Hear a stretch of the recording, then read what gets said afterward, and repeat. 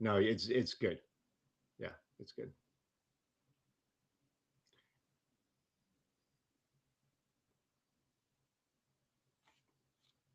Anyway, yeah, I don't know. I mean,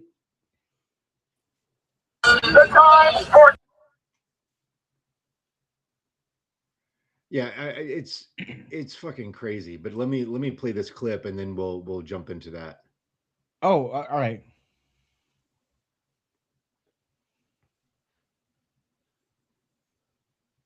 the time for compromise, the time for moderation is over. I don't want any more moderates. I don't want any more people that are civil. I want radicals. I want reactionaries. I want patriots instead of fanatical and extreme.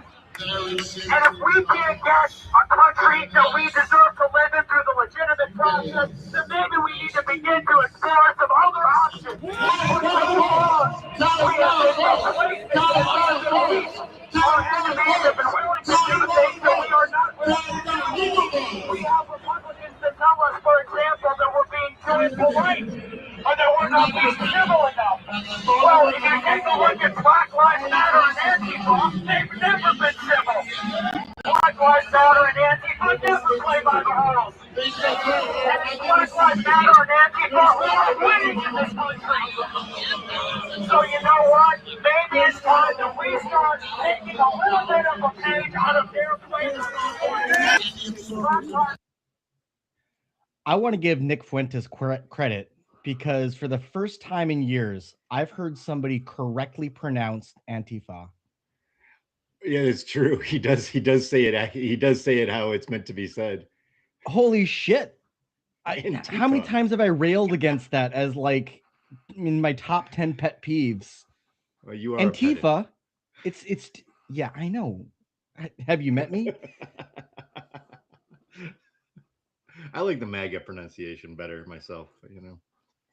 Wrong, very wrong, Sean. All right, you're full of Oh wrong my God. ideas. Did you see Trump talking about how he wants to? He approved the manufacture of small Japanese trucks in the U.S. I Did mean, he? one, like the I president mean, doesn't need to approve the manufacture of anything that's legal inside the United States, but the even as long as it, like the well, vehicle I thought meets those like the were national banned traffic years safety ago on account of standards. the auto lobby, auto manufacturing lobby in the No, they didn't make states. these things in the U.S. because people didn't want to buy them in the U.S. That's the only reason. It doesn't require a presidential approval.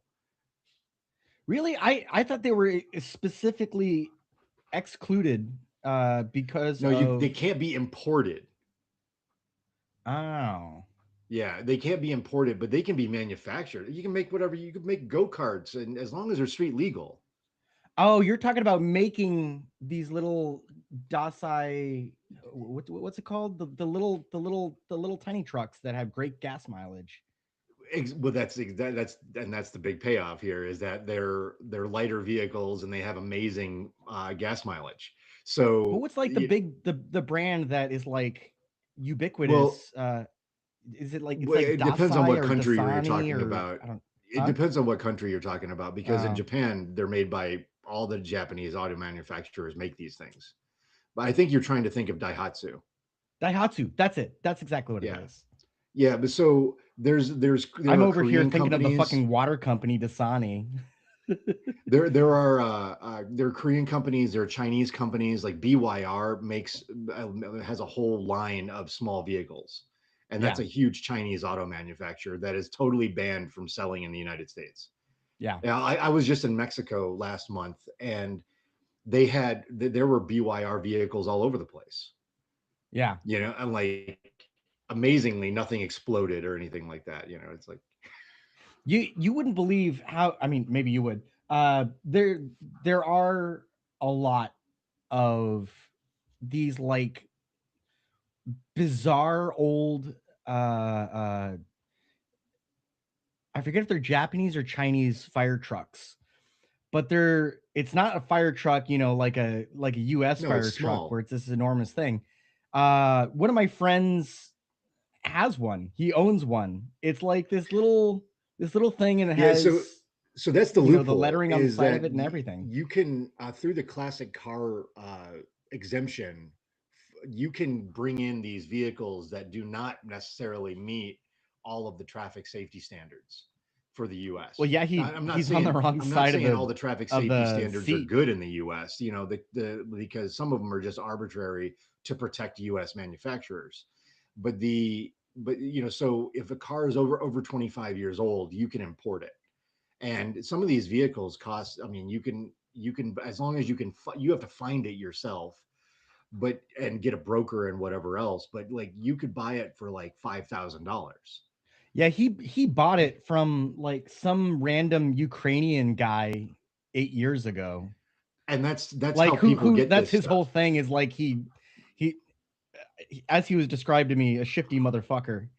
Yeah, and that's he sounds like he's a broker where he Yeah, like facilitates the transaction and is the go between. So the the seller in Japan or in China or wherever, then you know, like the broker is going to be the one that handles getting it onto the into the shipping container that gets transported yeah, to Port of LA or something like that. And then you have to deal with like getting there and picking it up, or involving yet somebody else who's going to put it onto a truck and drop it off. yeah. You know, and like it's so like it can be done. It's just a huge pain in the ass. Like I see him driving around, like even here in Albuquerque, I see a couple. I've seen a few driving around these small Japanese trucks, but like I said, they all are older. You Yeah. know, Oh, like they for have sure. to be. And when you're in, you know, like in Japan, like there, I mean, there it's just like that is what a truck is. Yeah. You know, because it's a, you know, especially if you're in a place like Tokyo where it's, you know, Where are you gonna entirely fucking park? urbanized. You know, if you have if this huge vehicle. Yeah, exactly. And like it's more reasonable to park. It's all the city vehicles in Tokyo are these kinds of trucks. And And a lot of it's it actually the is same way in like in just every to age. look big. It doesn't even necessarily provide, in many cases, functional value, in terms of like being able to haul shit. Not that most of these people are hauling fucking anything. They're not. No, I mean, yeah, we They're know that it's like American consumerism, that like the type of they're like capitalism that we have now is completely separated from function. It's not they're meant. working class, just like fucking Toby Keith is real rural. I got a Toby Keith story. When I lived in Nashville, there was there was this there was this restaurant called the Green Hills Grill, which was like and Green Hills is a really rich area south of Nashville. And I used to go into this spot. My roommate and I used to eat lunch in there sometimes, and because it was close to the gym that I would go to when I lived out there. And we went to this Green Hills Grill one time, and Toby Keith was in there getting yelled at by like his lawyer and his manager. And I mean, Toby Keith is a big You guy. can't name it I love this bar and grill. That's fucking stupid. What do you mean? I mean, he's a big guy sitting in there, and he's got like, you know, the jean jacket with the cut off sleeves, and like you know, and like this stupid like beat up cowboy hat that I'm sure came that way. And these two guys in suits are sitting on the opposite side of the booth of him, just dressing him up and down. I mean, like, oh my god, like he just like this Toby Keith's just sitting there slumped down with his like, uh-huh, uh-huh. It was yeah, it was fun living in Nashville, like, because it's like Hollywood for music, you know, like you Sure. see performers of all different genres everywhere all the time. Sure. I imagine. Didn't we have something to talk about this morning? Yeah, what do you say we do this episode? Oh, okay, cool. Awesome. All right. I think before we get too much further, I I want to just acknowledge that, you know, the thing that we said before we did it We're was that doing it again. we were going to be slowing down, and we were going to be, you know, doing some more like research intensive episodes, and coming out with more mini series and things like that, and that's exactly what we've been doing. We're working on a mini series right now that's going to we'll probably release sometime in the new year, in the next month or so. And I'm not going to talk about it too much, but I can't hint that it is centered on the pretty significant ground shift in longstanding Republican institutions as the old timers are really scratching their heads and just trying to figure out what the fuck to do with all these groypers that have been raised on Discord and Pepe memes. Because these people want to come into the Republican establishment and essentially take it over. You know, we heard, like, we played that Nick Fuentes clip at the beginning, and that was him on January 6th. And you know, you can hear somebody else talking on a loudspeaker, you know, on a PA someplace, you know, else that's off camera. Well, Fuentes is there on a bull with a bullhorn, and that just I think that captures, you know, just as a reminder, like how chaotic that of the Stop the Steal rally was that directly preceded everybody running over and storming the Capitol and having a riot. I was sorry to interrupt, Sean, but I was instantly reminded while watching that clip of the Rage Against the Machine, I guess, live performance / footage / I don't know, big long music video album of the 2000 DNC concert from Rage Against the Machine, where they were protesting the DNC, and at the top, Zach De La Roca says, "It seems like they're having a party across the street, but it's all sold out." And they were having this concert across the street from the DNC, and it really has the same vibes of you know, being across from the RNC as the alt-right, as the alternative Republicans, in when Fuentes was on the bullhorn there. So, are you calling Fuentes the alt-right Zach De La Rocha? You heard it here first, folks. He's the alt. He's gonna do like a spoken word music album, like oh my Captain God, it's Kirk. gonna be like Captain Kirk doing Yeah. the William Shatner I know bit. I've brought this up before, but have you ever seen the Leonard Nimoy song Bilbo Baggins? Oh yeah, And by you know, he's seen, got a I mean whole you album. have to watch the music video. He did Ruby, Don't Take Your Love to Town. Well, he did a lot of great things, but again, you can't listen to this song. You have to watch this song with him and all these chicks in like go-go boots. It's amazing. Yeah, wherever he sings the Bilbo Baggins, the theme song. Well, it wasn't actually used in the movie. It was just a song. It's just a song because like, some nerd in the 70s wrote a song about Bilbo nerddom. Yeah. Yeah. All right, I've distracted us enough. Like I said, we were taking a break from the miniseries today, and because there's just been so much shit going on, I was like, Julian, we have to talk about this. I just want to talk about it. I mean, it's totally self-indulgent. I'm not changing anybody's minds or anything, but I just wanted to talk about it. And so what we're going to be taking a break with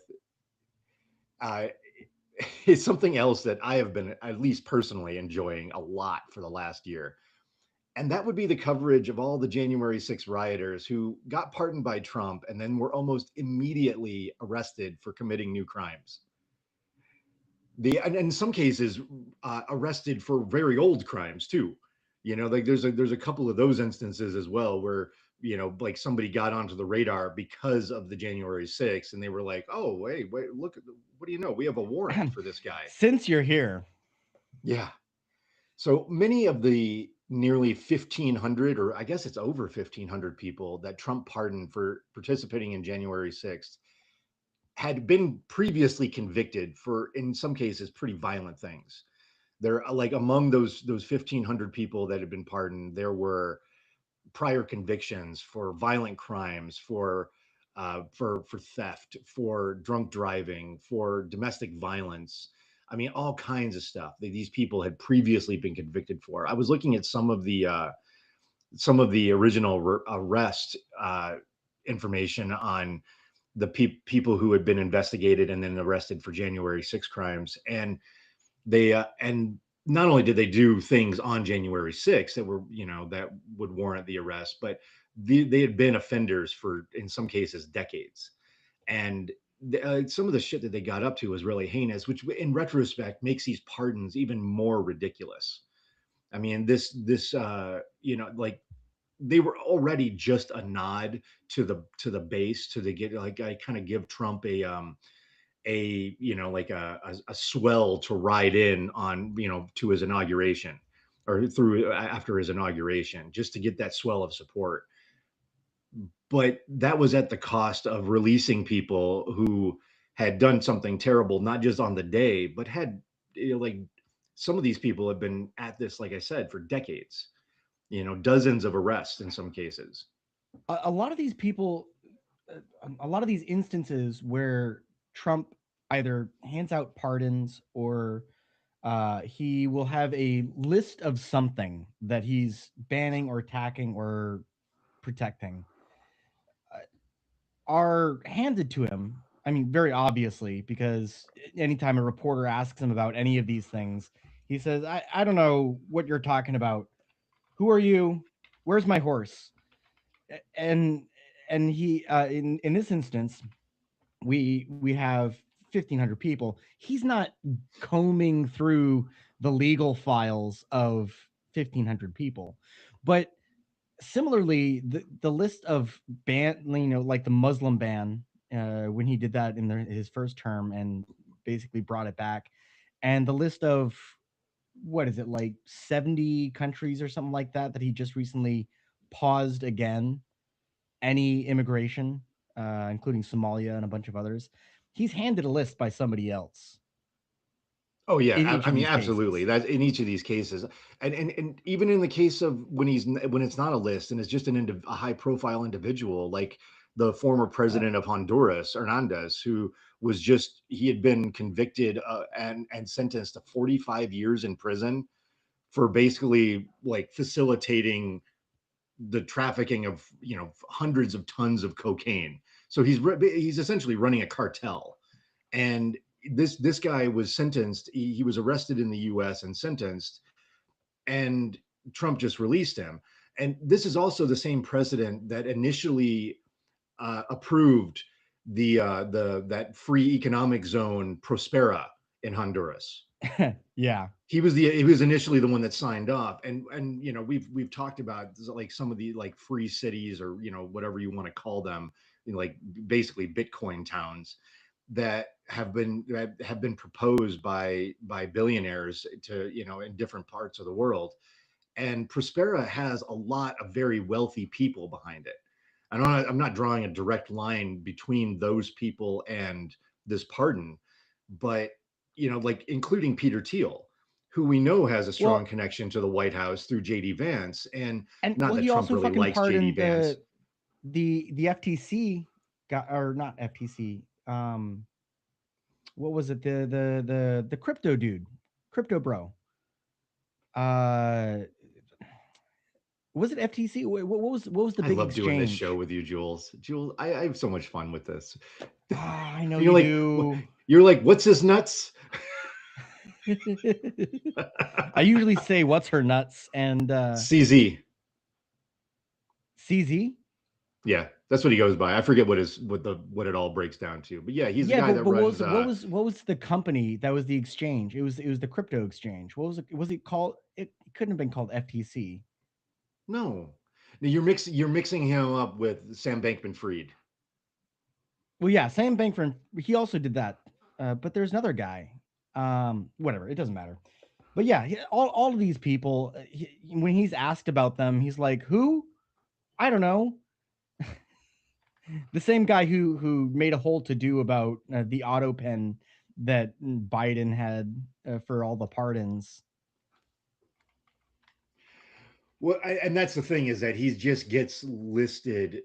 Like you said, he just gets a name, and he's like, this guy, we got to let this guy go. And he's like, all right, let's let this guy go. And then he gets up there and rambles, for 5-10 minutes, as to justify why he's done the thing, and he's barely remembering the stuff that people had just put in his ear a couple of minutes ago.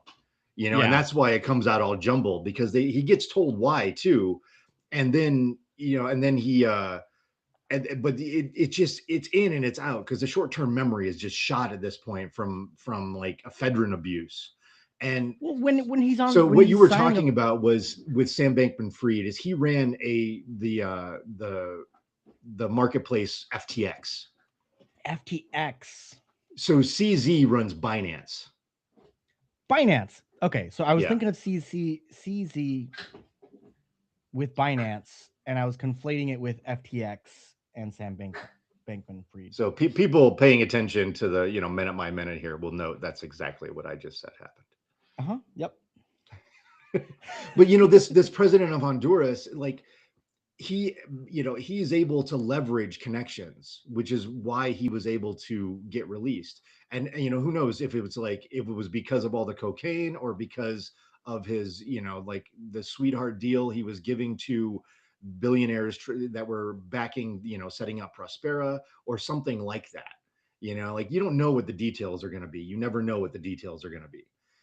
But there's something there. There's some kind of relationship that has nothing to do with the original charges. I mean, Trump saying that, like, he got a very unfair deal, he was treated very badly, like, that has nothing to do with anything. He wasn't treated badly. He was tried for crimes, and there was evidence submitted in a court. Yeah. And, like, Trump clearly doesn't care about people getting treated badly unless they're rich. Like, or if he cared about, if he was such a humanitarian and was railing against the injustices that are committed every day in the world, they might not be blowing up people on boats in the Caribbean right now and in the Gulf of Mexico. Well, we just hopped on right after I brought up this fucking oil tanker that got seized. Yeah. I seized on the high seas. I mean, this fucking privateering going on with the U.S. It is military. privateering. It also is connected to, like, another more long-standing bullshit practice in the U.S., which is economic sanctions against countries and leaders that we don't like, which and has never because that's the fucking worked, and justification always here. been a consequence for the people of those countries, and never the I mean, leaders. that's the justification here, is that that Venezuela, because of these economic sanctions that were placed on there going back to Hugo Chavez, have not been allowed to sell their oil like everybody else that produces oil is, like, does. They're not able to access the same markets because they're on this sanction list. So they're there with with Iran and sometimes Russia, trying to sell it to whoever's going to buy it, kind of on the DL. But and that is the justification being used here, because this wasn't a military action. It was a fucking Coast Guard. And also Coast Guard off of the coast of Venezuela. I know, and that's the thing, is that I don't know where exactly that's pretty this far ship was from the picked American up, coast, but it was not within that 10 miles of the American coast. Yeah. So they obviously went into international waters, if not into Venezuelan waters, for all I know. I have no idea. But what the location was where this seizure happened. But then Trump gets asked about it, and again, he has no idea what's going on. He just gets told what to do. This is not the same president that we had in 2018. No. Like, it is not the same guy. Because this time around, he's asked, what are you going to do with that oil? He's like, I don't know. Maybe we'll keep it. Like, and so there's just no recourse, either for Venezuela to do anything about this, because they have the misfortune of having a country this close to the U.S. Yeah, I mean, what are they gonna do? On top of it, it's not even fucking Hugo Chavez anymore. They're still treating it like it's this pinnacle of socialism, railing against the United States. He's been dead for years, guys. And like, it is ostensibly still a socialist government in some respect, but the other thing is, like, the fucking the weirdo leftists on like on this issue too. It's like, why is Maduro your champion? I don't understand. It's I mean, like, it's not like I mean, this is gonna come up like, later, what's her but name, it's almost who just got it's not like I want what's her name who just got the Nobel Prize to be in charge of Venezuela, but the like Maduro isn't like awesome. It's like it's not like he's this wonderful guy. I mean, Hugo Chavez was comparably a much better leader in that country than Maduro is. But He got a I handful of mean, things done. I'm not wild about him, but to his credit, he did get a few things done. I don't like really any scenario where there isn't a real election. Like Yeah. that's troubling. Like that's a troubling situation for me. But also, like I'm also willing to admit that like I do have like a default favoritism for democracy, What? sometimes No for no way. good reason, just because I grew up in a country that has something of a right to vote. Like it is like that's ingrained in me, and that's something that I've been looking at in myself too. It's like I don't, it's not, when I look at like, like the average, like the way people live for the most part in China, it's, I see advantages to other systems for sure. It's not like this is like the all-time best way to go. Like it is like I'm open, let's just put it that way. Like it's my So political Sean affiliation favors is complicated. dictatorship, and he's a big fan of Stalin, along with Nick Fuentes. So Right. I well, okay. To me, Let's not get off the rails here. All right. yeah. Not Because getting off the rails. One of the things no, about Jules, you don't have to say it. You don't have to say it. We can just let this ride, and nobody needs to ever know your thoughts about what I just I said. was about to do a successful transition for the first No, time. you weren't able to, because one thing that we forgot to do was I didn't say the date because it is December 11th. And I also didn't say welcome to Wet Wired. Welcome to Wet Wired, everybody. I'm Jules. This is Sean. So, next into our section, which I have titled They Fought the Law, and alternatively, Let's Get Ready to Rumble, or choose your fighter. The, the Ready? first up that we have, one of the most prominent of the J6 arrests, is Daniel Charles Ball, who also has the record for fastest rearrest because this guy didn't even make it out of the building after he was pardoned. He was rearrested on prior federal gun charges, which is part of an outstanding firearm possession warrant that surfaced basically like right as like while he was in jail for the J6 Yeah. pardon. And he was also charged on January 6th for some of the most serious offenses during the riot. Ball was accused of throwing an explosive device into the lower West Terrace tunnel that, I mean, like luckily nobody was killed during this, but it did, result in, like there were he was throwing it at cops. And the magistrate judge, Robin Merriweather, previously described Ball's actions as among the most violent on January 6th. I mean, he was the only person with an explosive device, or the only person with an, let me rephrase that, the only person who detonated an explosive device, because Yeah, other that's people probably had important. explosives. I mean, they just Yeah. arrested the pipe bomber guy, which also, tying that into the J6 pardon, his lawyers are trying to get that guy off of those charges because of Trump's pardon and the way that his band of like car dealership franchise attorneys and drunk driving lawyers like wrote that document, that pardon. Like they actually, like this guy, the guy that set the pipe bomb, his lawyer might actually be able to get him It released. was almost a blank check. Yeah. I'm actually reminded by the pipe bomb guy of a band. It was a punk rock band in I want to say Texas or Arizona or something like that. And Jules they're acts like Jules acts like this just popped into his head and he wasn't texting this to me last night. no, shut up. Don't ruin it. Uh anyway, the punk band is called this bike is a pipe bomb, and somebody actually had one of their stickers on the bike, and somewhere around like 2003 2004 something like that, somebody whose bike had this sticker The police came, the bomb squad was called. It was a whole ordeal because he had this punk band's sticker on his bike. This was not long after 9/11. So, everybody was on high alert I for can't fucking fault the everything. cops too much for reacting to that, because if you're the cop that sees that and then the bike later on explodes and you're like, well, yeah, like I saw the sticker, but I didn't think there was actually a bomb in there. But also, come on. Like, you don't want to be the cop who saw the sticker saying that there's a pipe bomb in this bike and not do anything about it after it blows up. Where they reconstruct it from the pieces of twisted metal, and they see the remnants of the sticker, and they make out the words, and then that goes on to the news. Here's the security footage of the guy squatting down, reading right, the sticker, looking at it, and then walking away.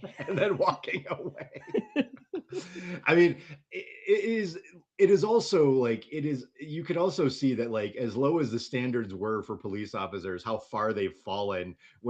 Just thinking about like how many twitching, like freaking out cops we saw over the past couple of years who thought that they'd touched fentanyl. Yeah. I was going to point out to you that I still have the dollar bill folded up that I found on the floor of a grocery store when I was shopping, like, I don't know, 3 years ago or something like that. And it was like days after that news story came out about that cop's wife that picked up that $20 bill in the McDonald's bathroom, and she showed it. She's like, tells her husband, "Look what I found." And he's like, "Don't touch that, drop it." And so she flipped out, had like a full-blown panic attack in the car, went to the hospital. Well, yeah, and was had like, a medical emergency from. She milked this for days, telling the reporters how she'd been exposed to fentanyl because her totally pilled police officer husband had convinced her that she was gonna die. Like, yeah. And none of these cops believe that you cannot absorb it through your skin without like a patch to be able to have it go into your bloodstream. Like, it's I miss those days. I want more fentanyl cop stories.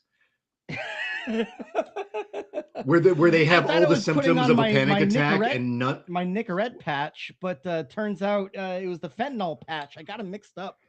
Where they had all the symptoms of a panic attack, according to every doctor that they encountered, and had no opiates in their system. Yeah. Because the symptoms of fentanyl overdose and a panic attack are entirely different. Yeah. So Daniel, so back to Daniel McCharles Ball. His previous felony convictions came from a domestic incident in 2007. So I kind of skipped something. What he got picked up on, like I said, was the firearm possession warrant. So there was a warrant there were charges for firearm possession and illegal firearm possession because he's a felon. And that happened when when the police came to his house and searched it because of the January 6th warrant. That's when they found the firearms. Now, they did not charge him on those firearm that firearm possession, because, I mean, what's a gun charge compared to throwing a bomb at some cops? It's like, you pick the thing that's going to be biggest. Everybody's watched, like some lawyer show, like everybody's seen Law and Order. It's like, that they will drop the lower charges so that they and charge him for the more extensive, more elaborate, or damaging crime. But that original felony conviction, or those original felony convictions, because there's 3 of them. One of them was domestic violence by strangulation in 2017. And then resisting, like, he basically got into a fight with a cop during a traffic stop. And so he got resisting law enforcement with violence on October 2021, and then battery on a law enforcement officer in October 2021. So he does J6, and then he goes and like gets into a fight with a cop the same year, like in the same 12-month period.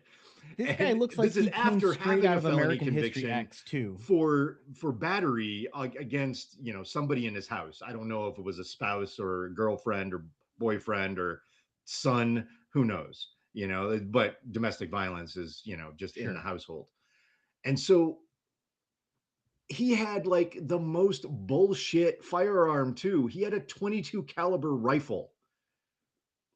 I'm like, why even I have a mean, gun? that's What are you a going to shoot stone's the throw rabbits from in a the BB backyard with gun. that thing? Like, what are you doing? Why even have the gun? It's for varmints, for soup. Yeah. And that's, and then the thing here too is that like, though these warrants sometimes, like even the people who write up these warrants don't even know really what they're talking about, because I saw the rearrest warrant, and it indicates that he had a Mossberg firearm, and then it lists like the brands, all the ammunition by brand that he had. It does not indicate the caliber. First off, I think that should matter. You know, it really, I really do think it should matter. The Mossberg firearm, I'm thinking like this guy had a shotgun. You know, like okay, I get it. Yeah. He had a shotgun. No, he did not. It was like it was a rifle that had been manufactured by one company and imported by another company and all this stuff. And it's like it just sometimes this stuff is just really dumb the way that it's handled. Like you have a bunch of people like talking like intelligently or, you know, authoritatively at least about something that they really just like gloss over when it comes to the details. Like they're like, oh, we'll just indicate what's on the box, you know, like, and that's the extent of it. It's similar to when liberals are, going on CNN and talking about common sense gun control laws, and they can't talk about the fucking guns that they want to ban. Yeah, like it's exactly what I'm thinking of too. Yeah, like where you know, they've gotten better with this over the past couple of decades, because unfortunately, you know, we have so many of these events now that they're not even reported the way that they used to be. You know, if you kill less than 5 people, you don't even get on the national news. The and I mean, I guess maybe even less than 10. I don't know. You know, like, but they used to talk about, you know, like machine guns, you know, and then they talk about assault weapons, and like these are all such vague classifications. And they're and then when it comes to the legislation, it seems like they draw lines around things and between things that are, it's, you could tell that it's just a negotiated piece. It's not really like there isn't anything that like semantically or in any way sensible about the designations that they come up with. It's just what they can manage to get past becomes the category. You know, what they can get I enough mean, agreement all on that shit becomes the started. category. I mean, we really had that. It really started with then Governor Ronald Reagan of California, and the Black Panthers had the audacity to be black and uh, armed with their Second Amendment rights, but it got some real headway nationally in the early 90s, specifically with Biden's bills that were responding to the LA riots and essentially racist police. What we see Well, I though, mean, don't forget the Brady bill too, though. I mean, that was in response to Reagan getting shot and James right, Brady dying. You know, like right. there's been other causes. It hasn't. It's always reactionary, of course, because that's just, you know, that's the kind of country we have where everything is in reaction to something that just happened. So, And and but where I was going with that is simply that in each of these cases, these reactionary cases, it has absolutely nothing to do with the the data. I mean, if we want to look at, okay, how do we solve people dying from violent deaths? Uh, uh, if we're to say, all right, well, violent deaths are, this percentage caused by or utilizing guns is more. It's not, the gun doesn't walk up and do it on its own. They're they're they're utilizing guns, and so in order to mitigate that, we want to control these But circumstances, yeah, this, that, and the other. they're not But doing that, but because they're not if they doing were any of doing that. that, they would talk about handguns, because I that's was the going to one that's say used in handguns are the most. overwhelming majority. Yeah, Rifles have absolutely. little to do with anything, but Yeah, they but look what they're doing scary is and they trying to show up in prevent. scary news. They're trying to prevent whatever just happened in the news from happening again, And or that's they're actually not even trying to prevent it. They just want to be able to say we're trying to prevent it, yeah, because and in all it's not about the results. and I'm not saying that they're smart. By they I mean politicians, particularly on the right wing, who go along with this, and also, you know, the New Democrats are are are primarily in effect, but I don't think smart enough to necessarily be scheming for this to be the effect per se. But in effect, they are making it so that it gives police more ability to circumvent the Fourth Amendment, and to give them an excuse for state sanctioned class warfare and racism, just like drugs, where, hey, we can't search your car unless we think there's a gun that you're not supposed to have, or something like that. And that's in effect what these gun laws end up doing most of the time, is that they're just an excuse for them to target people. But not this guy. No, this guy did definitely should not have firearms. He's totally one of the few examples that I would point to and say, all right, fair enough. The next one we have is Zachary Jordan Alum, who was rearrested on May 9th, 2025, and the first of the J6 rioters, I believe, to be charged with a brand new, fresh crime after getting pardoned. Alum was picked up for, this guy was picked up for home invasion. Wow. Initially sentenced to 8 years for his participation on January 6th. The federal judge who handed down the punishment described Alum as one of the most violent and aggressive rioters. Quoting the judge, "Those are not the actions of a patriot," U.S. District Judge Dabney Friedrich said at Alum's sentencing. To say otherwise is delusional.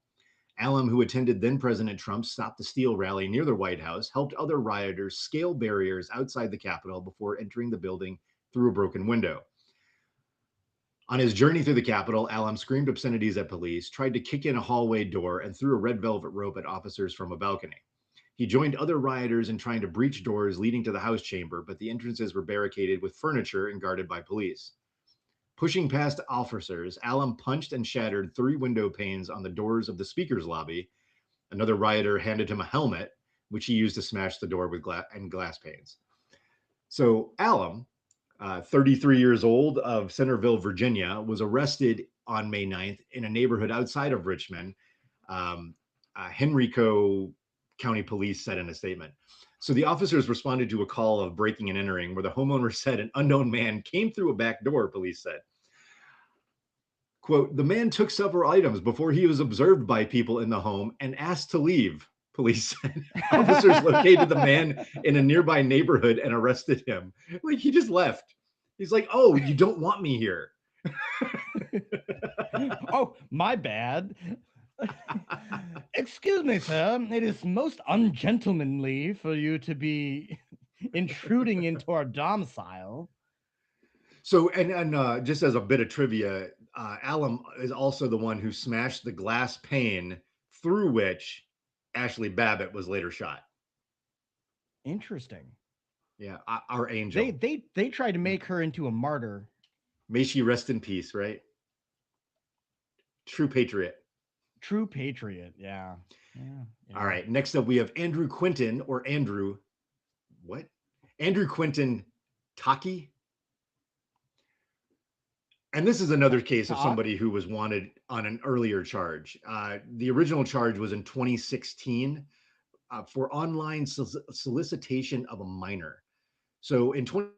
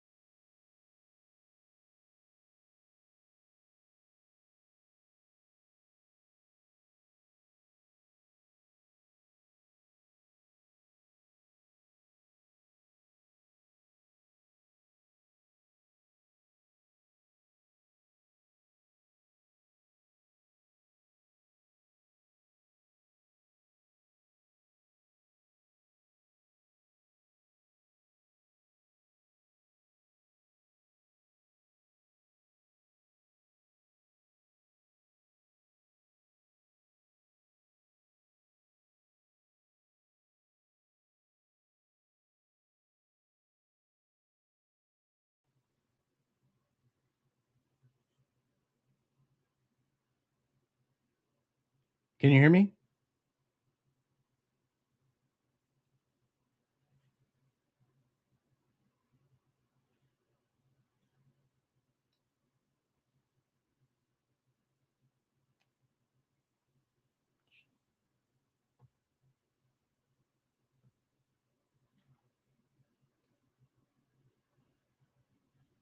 Shit.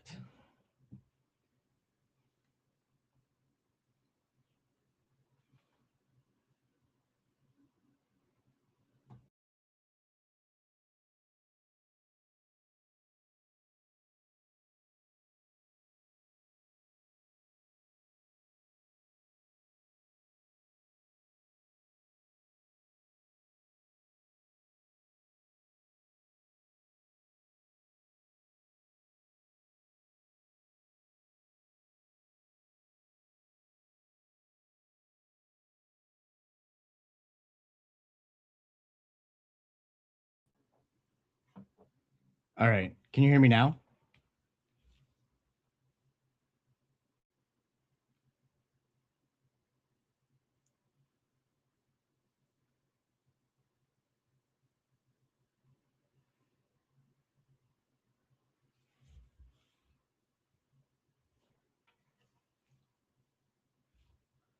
What is the deal?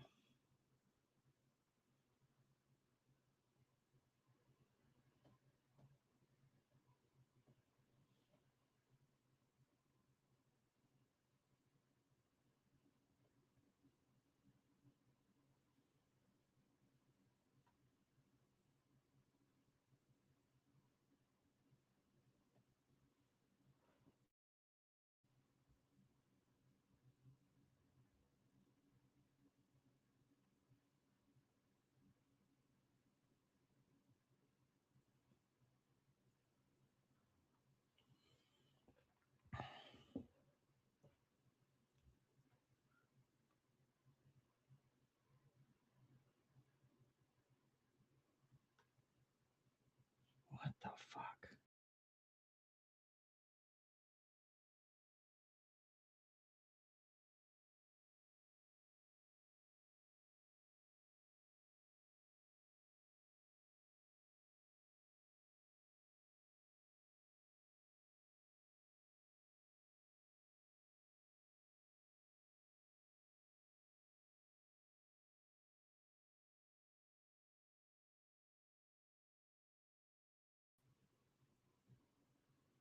Can you hear me?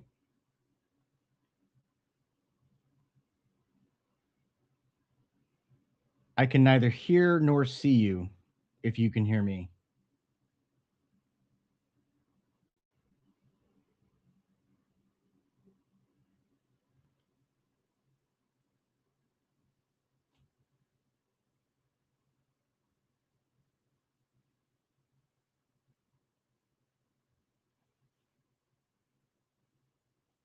Where the fuck? Shit.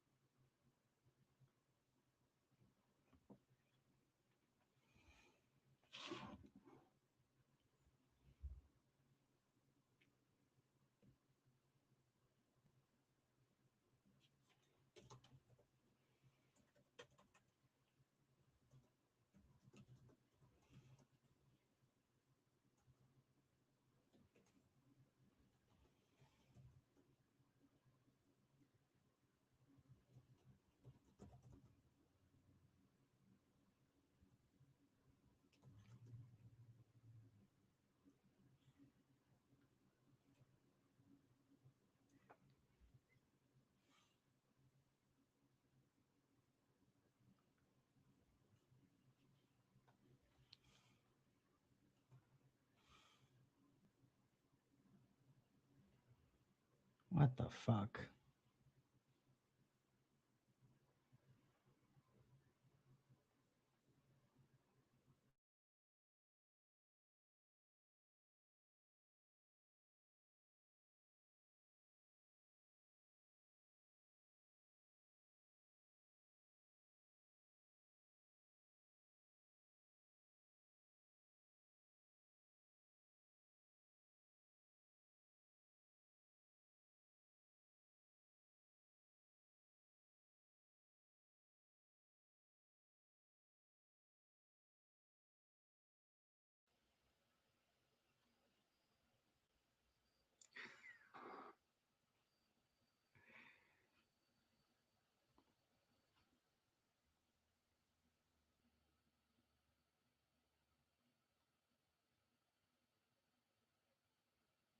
Hey, Jules.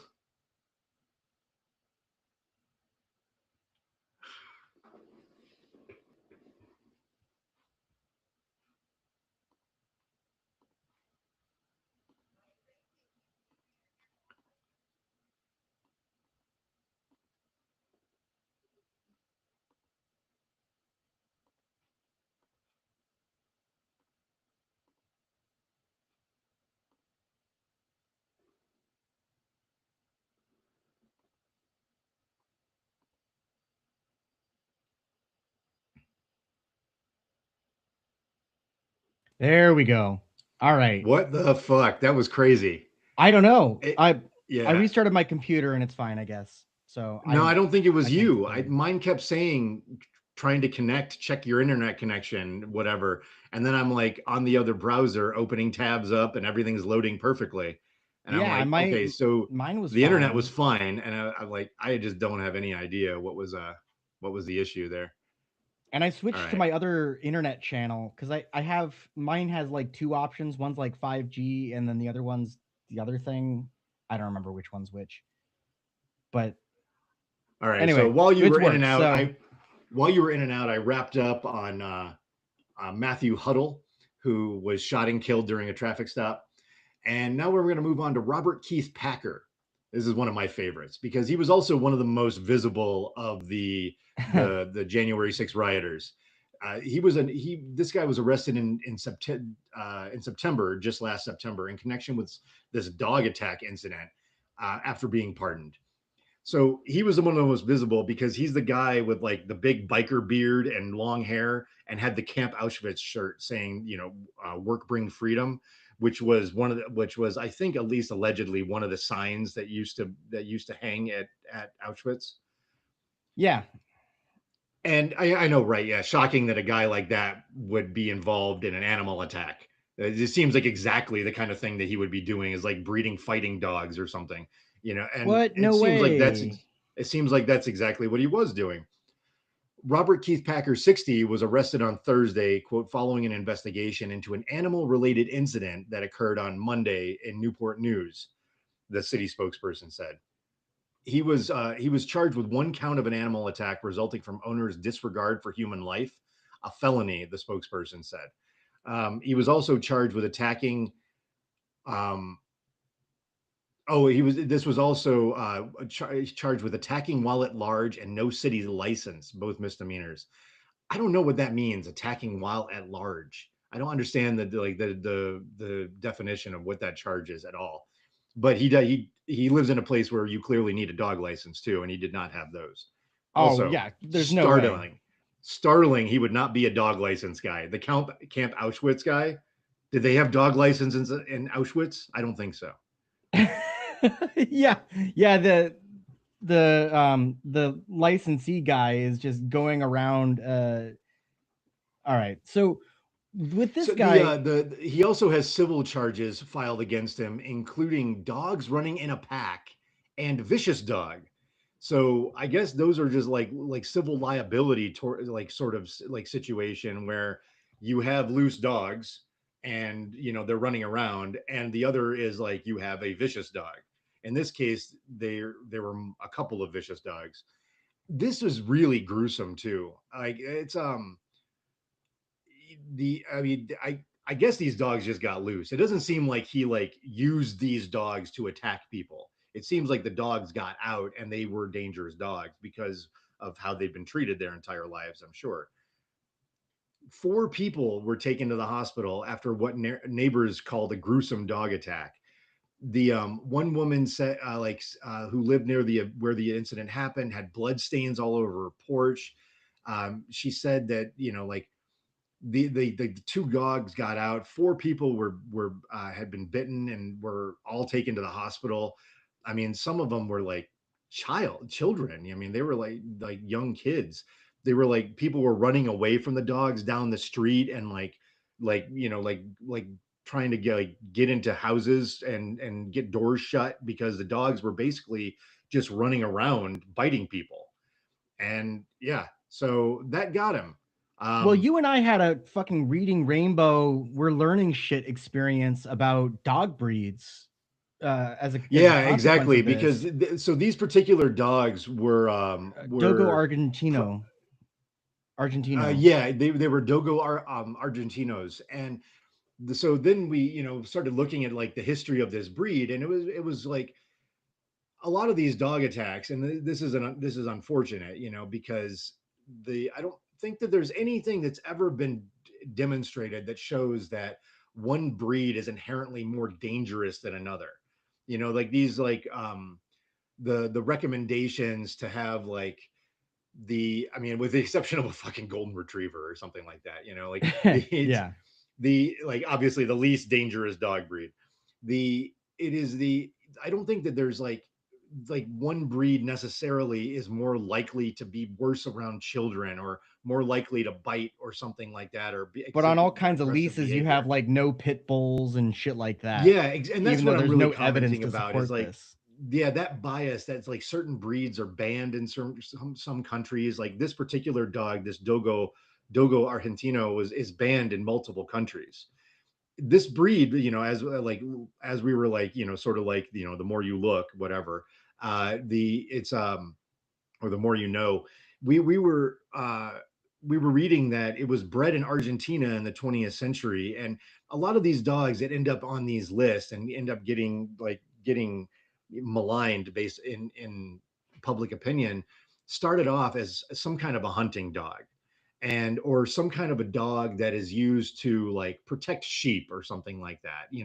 These are typically all working animals that end up with these reputations. And in this particular case, the dog was bred, I believe, to hunt wild boars. And it was, so it's a mix of big dogs and, dogs that are like, they're all going, and they're also terriers. And so what Jules mentioned was the death of Diane Whipple in 2001, which was also kind of a similar scenario, with because it involved these two of this other breed of dog called Presa Canario, which is an older breed, but it also kind of has a similar backstory. And then we And started reading about derived like both this one and Dogo Dojo Argentina the Dojo uh, Argentino. uh, were derived from extinct species. Yeah. And at first, we both learned that there was an extinct species of dog, which I guess makes sense. And then second, I that mean, I there were guess, but two. like it doesn't cross your mind that like there could be like people like in the in the distant past bred a dog, like created a dog breed for their own reasons, just like people do it now, Yeah, and then that line later went extinct. I mean, it's fucking fascinating. So it's they both fucking have fascinating. what's called a Molosian uh, in their heritage, both the Presa Canario and the Dogo Argentino, and they and this Molosian is associated with Alexander the Great, which is And he also, named it and is after his also, mother.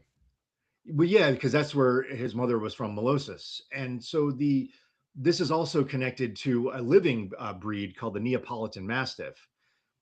But another extinct one was the Laconian. And, so both of these dogs, like somehow their heritage finds that they're like basically like all these mastiffs are considered Molosians, I guess. I'm probably mixing all this stuff up with the dog breeds because it's new information to me.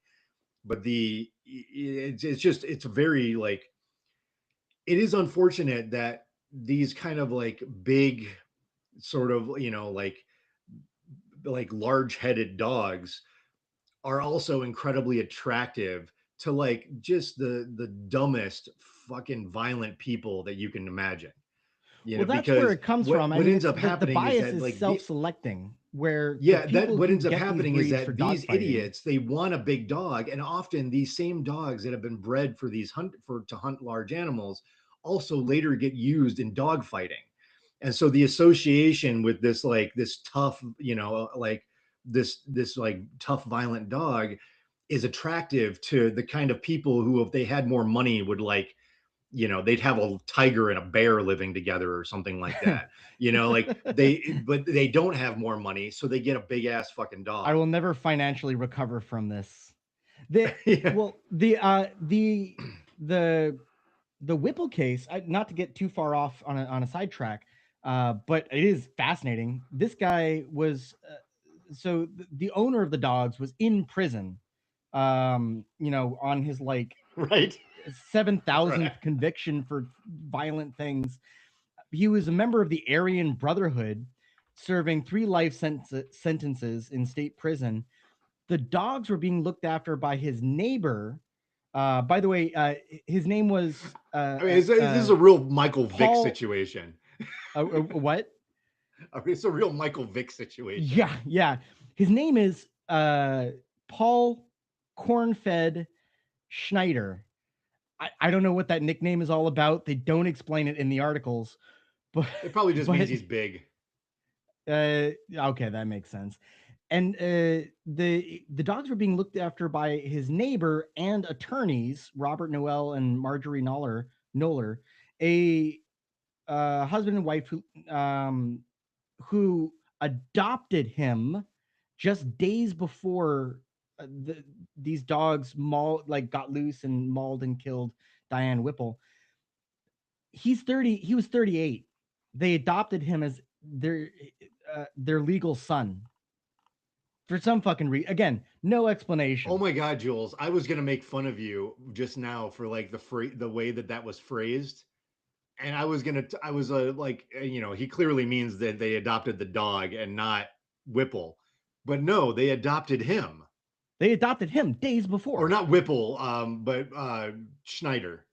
Yeah. Oh my God. They adopted a fucking... So what Jules did not mention is that Schneider was also a high-ranking member of the Aryan Brotherhood. I brought that up. I didn't mention that he was high-ranking, but yeah. So his lawyers, who just happened to live in the same building, that's how they became his lawyers, adopted a Nazi as their son, a 38-year-old man. Days before. I just wanted to make sure the story was straight. Yeah. yeah, that's the story. Anyway, but what I did want to say that the dog breeds and why they're vilified is really a bias that comes from the people who are the most egregious examples of violent offenders of I guess humans and animals, really, who like these dogs. They see that these dogs are used in dog fighting or represent aggressiveness or masculinity or toughness or whatever the fuck, and fits right in with their patriarchal values. There is some comparison to be made with the January 6 rioters, where hold on. Oh, I know what he's doing here. We're just taking a long time getting there. So the theme, the through line here between both of these things is that it's also not surprising that as Jeffrey Dahmer has taught us, that if you hurt animals, you might eventually start hurting people. That doesn't surprise people. And it also shouldn't surprise people that a bunch of violent offenders decided to go to the Capitol and throw a riot. This is the same kind of sort of self-selection here, if you're gonna like keep dogs and keep fighting like dogs that are associated with dog fighting, going to the Capitol and committing other violent crimes is not a big surprise. It shouldn't be a surprise to anybody. At all, which again makes the light that shines on the pardon initially makes the whole thing that much more ridiculous. He basically, just to throw a bone to all the MAGA, so to speak, Steal weirdos, he decides, he lets all of these violent offenders out. And clearly, this is not a show that is in favor of mass incarceration, but I'm not arguing against intervention and follow-up. Those are good. I think those things are good. If somebody commits violent crimes, you don't just look away, and you also don't just let them out and then look away. Because these guys, this is not the last we're going to hear from, even on this list. We're like halfway through, we're not even going to have time for the second half of these. We're not going to have time for the non-violent, the civil lawsuits that came up. which are also ridiculous and hilarious. The this guy Packer, the Camp Auschwitz guy, he had been a violent offender for a habitual criminal offender is what the court document called him, for 25 years with 21 convictions, including for mostly for drunk driving, but also larceny, drug possession, forgery. He'd been incarcerated for multiple of these previous offenses. He wore a fucking Camp Auschwitz shirt. Like, yeah. Like if you could put Unironically. violence onto a shirt, that would be it. I mean, it wasn't even Arbeit macht frei, or however the fuck that goes. It was the English translation. It was of the it was sign. translated to English to make sure everybody could read it. Just so you know. All right, so we anyway, that's enough I think we only probably have time for we got like one more Brent. here. That's enough for he's the pedo, right? For Robert Keith Packer. No. The next one. This is the best because they're not all violent offenders and they're not all associated with violent things. Arrested in California on May 2025 on charges this one's funny. tied to the theft of large amounts of industrial copper wire.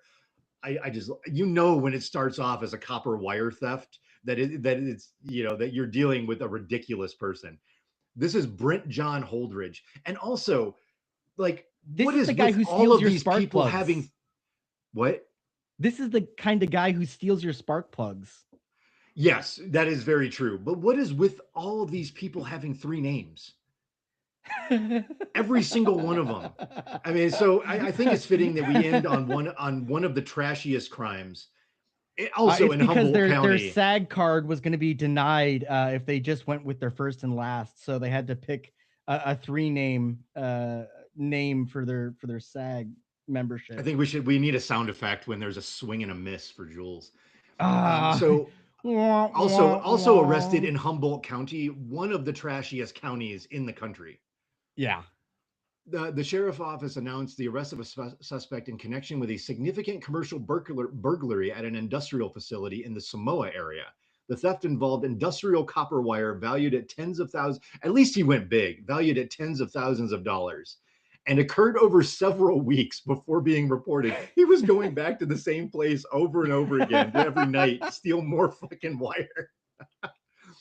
The suspect was identified following an investigation led by a community services officer. I mean, that's nice to read. It wasn't a cop. Who's fencing all of this fucking copper? Again, swing and a miss. That wasn't a joke. That was a legit question. Where are you finding people to fence all this copper? Oh, sorry. You were talking over me, so I thought you were talking about like that's why they call a cop a cop.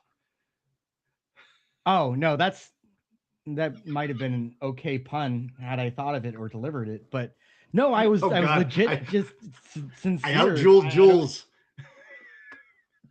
Got him. The deputies execute. That is a good question. Like, where do you fence that much copper? How do you sell it to? How do you sell that much? But the answer to that is that basically all over the place.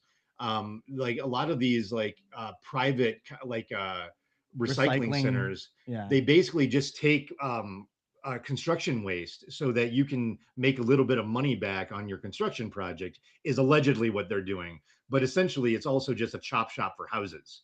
And so they'll just take stuff. They don't ask questions where you got this from, what's your contractor license or anything like that. And they don't ask these questions because they're not required to ask these questions. And I don't think I want that level of oversight anyway, but so this guy, unfortunately, he was storing some of it in his house. Unfortunately for him specifically. Yeah. So the police got tipped off, did an investigation, and they got a search warrant. And during the search, they recovered substantial, is the word they use, quantity of copper wire and the tools used in the crime. They caught him. Never keep the drugs with the money. Got to separate those two. Always drive the speed limit when you've got drugs in the car. Yeah, make sure the brake lights work. He was arrested and booked at the Humboldt County Correctional Facility and faces charges of burglary, grand theft, and possession of stolen property. Yeah, so that's good. So along this list, we have the next one we have is actually the only one, the first of maybe two that did not have a middle initial. I'm going to do a speed run here. Emily Hernandez served 30 days in federal prison for January 6th. She was then sentenced to a decade in prison on in later this earlier this year for getting into a car wreck while drunk driving on an interstate and killing a woman named Victoria Wilson, and also injuring Wilson's husband, Ryan Wilson. Then next we have David Paul Daniel, back to three names again. This one is confusing because he pled guilty to the January 6th riot or for his actions there, but I guess he'd already been arrested a few months earlier for possessing child pornography. I'm not really sure like how this all worked out, but he got the pardon, and then he was separately indicted for earlier child pornography sexual abuse investigation. And it is now, so during a frantic search of his home on November 2023, there's also another guy who was being arrested for things that were found when police searched his house for the January 6th charges. Yeah. So basically they were there to pick him up for January 6th, and then they found all the child porn. So as soon as he got released, that case just sort of gets picked up where it got left off, and he got rearrested. And evidently these images were taken for like 5 years between 2015 and 2019. And he wasn't even the only fucking kid diddler. Minors, children under the age of 12, that kind of stuff. Christopher Patrick Moynihan, three names again. This guy, oh my gosh. This is what kicked all of this off because he was in the news, and I was telling Jules, like, do you know how many people have been like rearrested or arrested for other crimes following getting pardoned? This guy was one of the most recent additions. Highest profile for sure. He was pardoned for January 6th, and then he was arrested in New York on the felony count of making terroristic threats. And his threat, you might wonder, was sending texts threatening to that include threatening Hakeem Jeffries of all fucking people. He said he wrote, Hakeem Jeffries makes a speech in a few days in New York City. I cannot allow this terrorist to live. I will kill him for the future. And even if I am hated, he must be eliminated. Would anybody even hate you if you did that? Would they even know notice? what you did? The only fucking people who know who Hakeem Jeffries is are political nerds like us and New York's 8th congressional district. Right, the people who like shake their head every time like he's like the only Democrat that's running again, like or there's nobody to his left that's going to run for office. Like those are the only people. Like I don't even think anybody would have noticed. He would have made him the most famous Jeffries has ever been by killing him. Yeah. I mean, John Emanuel. How do you get excited for Jeffries? Not only to vote for him, but excited enough to want to kill him. Like he's such a.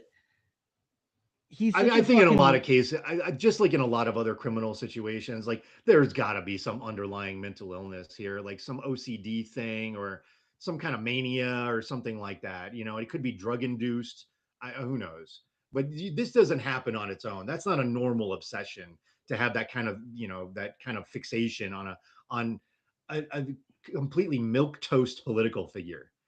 Yeah, I mean, at least if you're threatening Nancy Pelosi, you can like see how that could happen because her name at least was in the headlines and and she was connected to all the insults from Donald Trump and Crazy Nancy and all that stuff. Trump doesn't even talk about Hakeem Jeffries. That's how little of an impact that man has. And yet he shouldn't be primaried according to Mom Donnie. Let's that's a whole separate issue. Yeah. Like anyway, again, argument with the leftists because they don't understand the difference between like ideals and politics, but whatever. The last one on the list, we'll rattle this one out because he is also the second one that's associated with third one that's associated with sexual assault. I guess, I don't know, depending on how you think about that. He's also the most recent addition to the list, and also another example of past charges resurfacing. Arrested on state charges alleging kidnapping is John Emmanuel Benuelos, and kidnapping and sexual assault in Utah and other jurisdictions. He'd earlier been among those pardoned or receiving clemency for January 6th. He was arrested just last month in November 2025. He originally accused of firing a gun during the mob's riot in the U.S. Capitol. He was arrested on charges that he kidnapped and sexually assaulted a woman in Utah more than 2 years earlier, before J6. Benuelos faces felony charges of aggravated kidnapping and aggravated sexual assault. He got picked up because they either ran for the first time or reran a DNA test. About 3 months ago, there was DNA evidence that linked Benuelos to the woman's assault, according to police. I mean, if this was some procedural, like, clearly the cops planted that evidence, but whatever. He shot a gun in the Capitol. Pick him up. Like, well, I mean, on top of that, this would be one of 10 instances of cops actually running a rape kit, or yeah, exactly. Anything useful like that. Well, yeah, because it obviously wasn't enough that she'd already given testimony that he had done it. Like they don't even want to bring they didn't even bring charges against him, I don't think. Like, I mean, maybe they picked him up, but they let him go because they're like, we can't hold you just based on the fact that somebody said you did this to her. There's no witnesses except for the person who said it happened. But yeah, she had given testimony that he had drugged and sexually assaulted her for over 12 hours. Jesus so Christ. This wasn't, some momentary thing even. I'm surprised they didn't charge him with fucking torturing, because he held her. Yeah. I mean, he did get charged with kidnapping. Yeah. So I guess he approached her at a train station, invited her to party at his home. But then he struck her in the face, strangled her, threatened to kill her, and I guess abducted her and brought her to his house. That's fucking wild. Yeah. Well, on that high note, yeah, let's call it. With no time for Riley June Williams and another Edward Jake Lang, who you can just look up on your own. That is it for this one. And I just a quick mention. Jules is so out of practice. He has talked over me so many times in this episode. I only counted 17, I think, times. I'm like trying to wrap it up because he has to go, and now he's dragging it out. All right, let's go. Here we go. All right, cool. Thanks, everybody. That is it for this one, everybody. Thank you for listening. As always, like, share, subscribe, follow us, buy a premium membership on Patreon, listen to all these past episodes and the upcoming series about groypers and all that shit. It's coming, and we will see you out there. Later, skaters. Mike, thank you for being here. So what do you think? Is Brian Cole Jr. a candidate for a pardon? Well, and Laura, thanks for having me on. It's certainly what I would argue if I was his defense attorney. It's the first thing I would do in this case is try to file a motion to dismiss on that ground. The pardon language is expansive, the way it was written. As you pointed out, it is supposed to cover all crimes related to what happened at the Capitol on January 6th. Here, the pipe bombs drew law enforcement resources away from the Capitol. Remember, the bombs weren't discovered on January 5th when they were placed. They were discovered on January 6th as all of the chaos was unfolding in front of the Capitol. So law enforcement had to deal with that and couldn't respond to the riot that was happening. So there's an argument, and I'd make it if I was his defense attorney, that his crime was related to the Capitol.